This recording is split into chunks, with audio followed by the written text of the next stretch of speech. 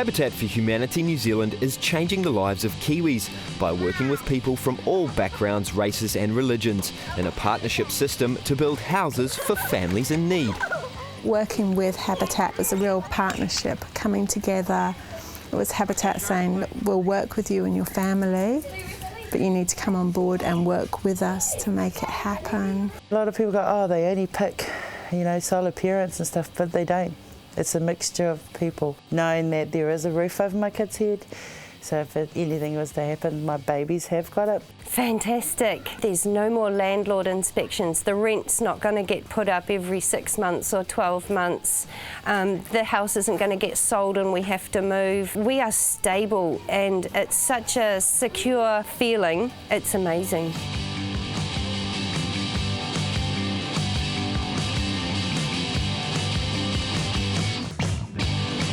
Habitat's role is to select and support homeowners, organise volunteers and coordinate home building. The first Habitat house was built in New Zealand in Pukekohe, and that was actually finished in March 1993. Millard Fuller, the founder, came over for that. For the families themselves, of course, it's a tremendous boost. Habitat has successfully housed over 330 families in New Zealand alone. In West Auckland, Habitat are building 3 brand new homes. Margaret Marunga is one of the lucky recipients. I'm one of the women of domestic violence. I had enough, so in 2003 I walked out of that situation and started to try and better myself for my babies to get into work. So what I did is joined up with the adult literacy. Margaret's determination to better herself led her to apply for Habitat. It was actually my tutor, Alison, who put my name down for Habitat throughout this process of me bettering myself. And she said I deserved to have something happen because I was bringing up my 5 children on my own, on the benefit. We always got called back every few months. Every time the people came and met us, the kids would go, oh, they were a bit shady. We didn't trust them. But in the end, when I met up with the organisers, I knew it was coming together, it was going to be real, and then we got chosen.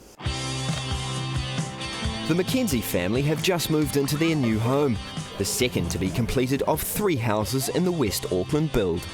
Hi! Hi. Come on in. We have Sky. Hi. We have Lauren. Hi. And we have Peter. I've been bringing the children up for 3 years by myself now. Being a single mum and working part-time, you can't live and save. You can't really make plans. You just basically live week to week, and at the moment, with the price of everything going up, it's impossible. Wendy was determined to improve the children's quality of life. 2 of my friends, we were at school waiting to pick the kids up, and Vicky handed me an ad, and it was a Habitat ad. Would you like to own your own home?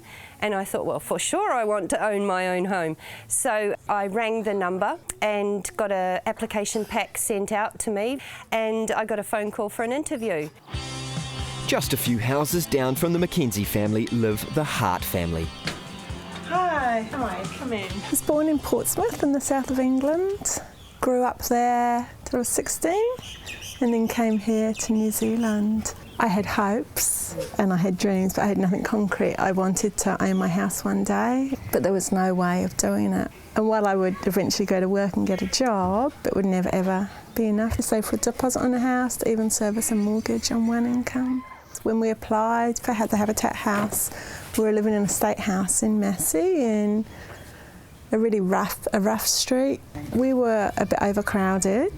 There were 5 of us and I was sleeping on the lounge. The children had the bedrooms, and then there was also the house. The house was really, really damp. The walls would get wet. Wendy and her young family were all too familiar with living in poor housing conditions. We had rats that would eat holes in the wall. Yeah, it was not nice. And it was high rent, it was really crowded, and it was an old run-down house that was cold and damp. Josh would get really sick. Josh has asthma, so the dampness would aggravate that. And Dominique too, she wasn't too good. When you're low income and you're renting, You don't actually know where you're going to be in 3 months' time, and it's quite common for families to be shifting 2 and 3 times a year. And because of that, they never put down any roots in any particular community. Having moved 3 times in the last 2 years and supporting 2 young boys and a 6-month-old baby, Kurt and Heidi certainly have their hands full. Feels like the money is going pretty much nowhere. Like bills, rent, and that's it. Kurt had a day off, a sick day, and we didn't realise he didn't have any sick leave left. And so we got to the pay week and realised there was only enough for either the rent or the power. We didn't have enough for both. For a family our size, it's not easy to find a place that isn't expensive. Kurt's dyslexia has restricted him from finding well-paid employment. Heidi is a stay-at-home mum with aspirations to become a midwife. I really want to do midwifery. We just don't have the means for me to go and do it. Because we'd never be able to save up for a house, there's a lot of other things we can't save up for. Heidi decided to do some volunteer work for Habitat. I was just going to volunteer. I thought, give me something to do because I'm always here with the kids.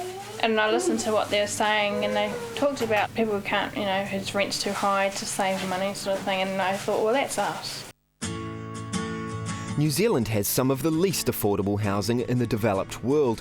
With so many in need, picking the families and paying for land are 2 major difficulties Habitat faces.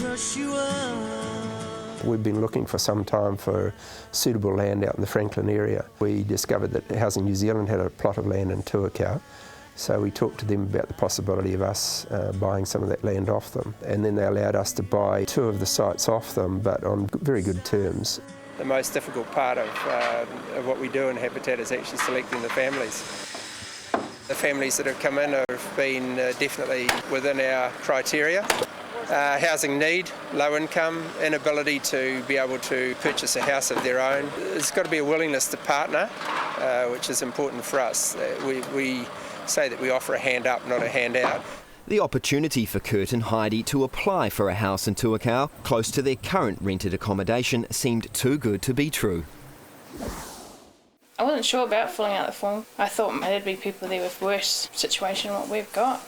My mum kept bothering me to fill it out and get it sent in, so I got it in the day of the deadline. We felt that they would be a good family. It's quite a young family for us to select. And then they came and visited us a couple of days later here. I was really nervous about it.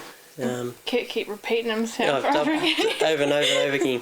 Dad asked him a question, he'd pretty much say the same thing. I was so nervous. When we compared them with the other families that had applied at that time, they were the ones that came out on top. Because we were told at like 7, 8 o'clock on the Monday night. On Tuesday I had phone call after phone call. People wanted me for this, people wanted me for that, and I was like, oh, and I was writing all these down just on a piece of A4 paper on my computer, trying to get everything down. On Tuesday you're so shocked and you feel like it's not true. With Kurt and Heidi chosen for the Tuakau build, a team of American volunteers from the Global Village program have begun working on their new home. We've got a team of Americans here at the moment helping us out. They're a Global Village team. As part of Habitat for Humanity, we send people worldwide to do building in different countries. They've come here to help us to get this building underway. They're working for a week, then they're going for a week around New Zealand, then they're going to come back for a week, and most of it's going to be closed in or pretty well finished, and then the rest of the local volunteers will carry on finishing it off. A housing company will do it in something like 6 to 8 weeks, and from foundation, using our volunteer labour, we'll take about 2.5 to 3 months. We've only arrived here Monday morning, and it's Wednesday afternoon now, and we're putting in the last pieces in the roof. And almost all of us have never done this, or at least only done it on a home project. Hey, Smoko! Smoko! My wife and I are leading a team of people from the US and Canada, 3rd time in New Zealand. Several of these people have been with us on repeated trips. This is my 3rd build. The people that you meet on these builds become family because you're so far away from home, and everybody just gels so quickly because we're all here for the same reason. Most Americans come over for a holiday, so usually they do go out and drink at night. The thing is, we have to feed them too. They really love their jam and peanut butter. One stage I bought fish and chips and they were going, wow, this is awesome. It's hard to find those opportunities that are so long lasting as building a building and putting a family in it.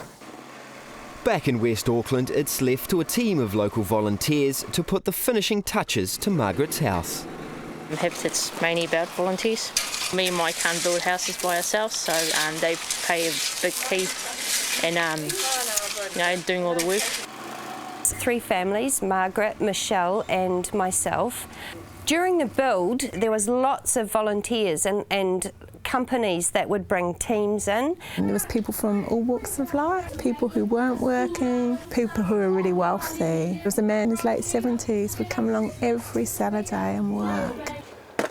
We also have had like skills update. Young men there want to be builders, so they come and they learn about things. And then I've been quite surprised, some of them are really, really good, young ones, teenagers. And then some just get ho-ha. So, but if it wasn't for them, it wasn't for all of them, we wouldn't be able to build our homes.